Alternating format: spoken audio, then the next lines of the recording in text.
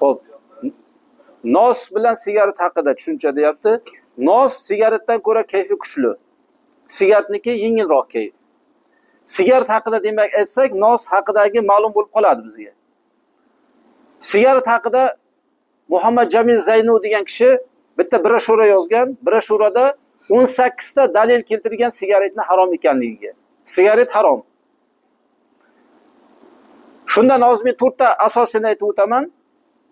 Birinchisi xubuslik deydi, ya'ni sassiqlik.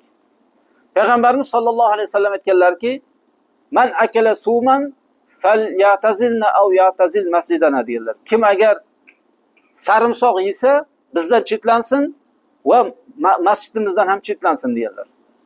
Sigaret chekayotgan odamning sassiqligi sarimsoqning sassiqligidek. Sigaret chekib, xotini bilan birga yotsa, xotiniga ming rahmat shuni sassiqligi ichida yotganiga. Sigaret chekib agar bizni masjidimizga kirsa, masjidimizdan chetlasin deyaptilar Payg'ambarimiz sollallohu alayhi vasallam. Va bizdan ham chetlasin deyapti. Xubus, iflos narsani yesa chetlasin deyaptilar. Shunga qaramasdan chesnoyni, ya'ni sarimsoqni harom demadilar Payg'ambarimiz sollallohu alayhi vasallam.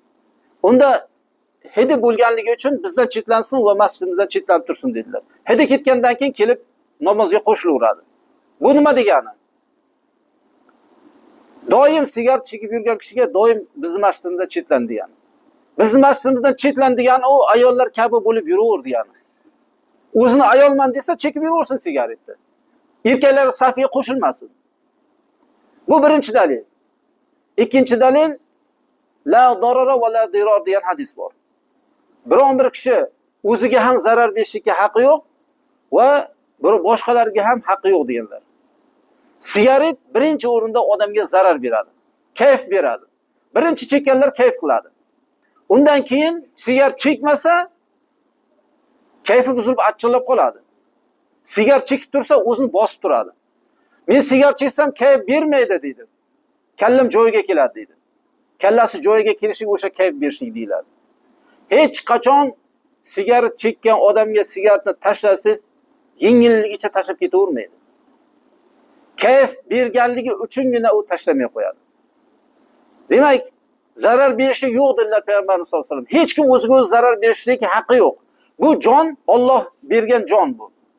Shuning uchun o'zini o'zi o'ldirgan odam qiyomatda xuddi shu o'lim bilan hukm qilinadi deganlar Payg'ambarimiz sollallohu alayhi vasallam.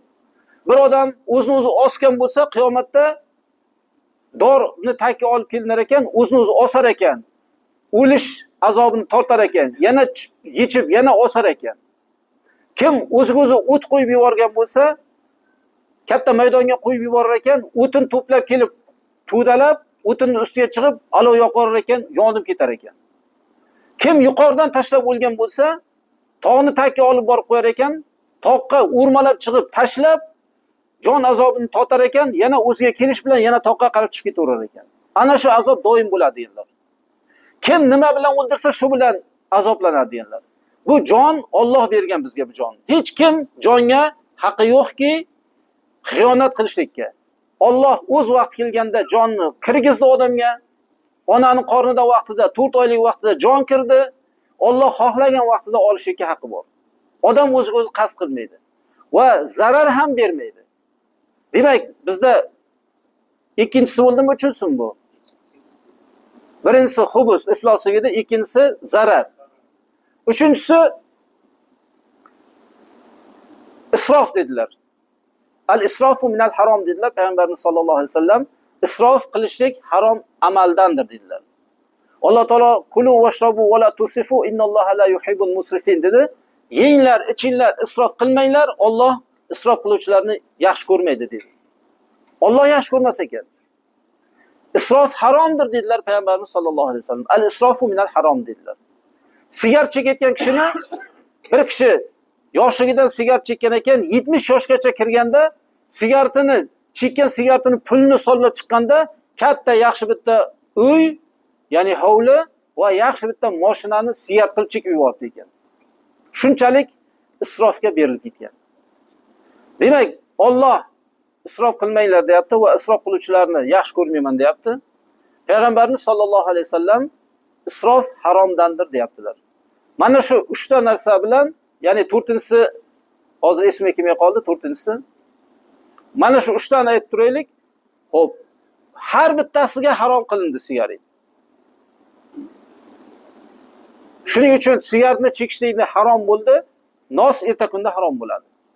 Ba'zi birlar aytadi, nos otdim, tohratni sindiradimi yo'qmi deydi. Nos tohratni sindirmaydi. Bir odam nos sindirmas ekan, tez tohratni otsam bo'laverar ekanda degan xulosa chiqarish mumkin. Yo'q, unday emas. Tohrat chiqsa sinadi, odamdan nimani chiqarsa sinadi. Ro'za nimani yesa sindiradi ro'zani. Ro'zani buzadi. Endi bir odam nos otsam tohratim sinmas ekan deb nos chekaversa, bizning ustozlarimizdan biri, katta ustozimiz bor edi, shu kishi aytgan edi. Jog'ingga bir ursam tohrating sinadimi dedi. Yo'q desa, kel jog'ingga uray deb urursam bo'ladimi degan. Jog'ga urib tohrating sinmaydi deshik joizmi? Joiz. Nos yoki sigaret chekib tohratim sinmas ekan chekaversa bo'ladi degani emas bu. Bu unga tushmaydi bu. Tushunarli?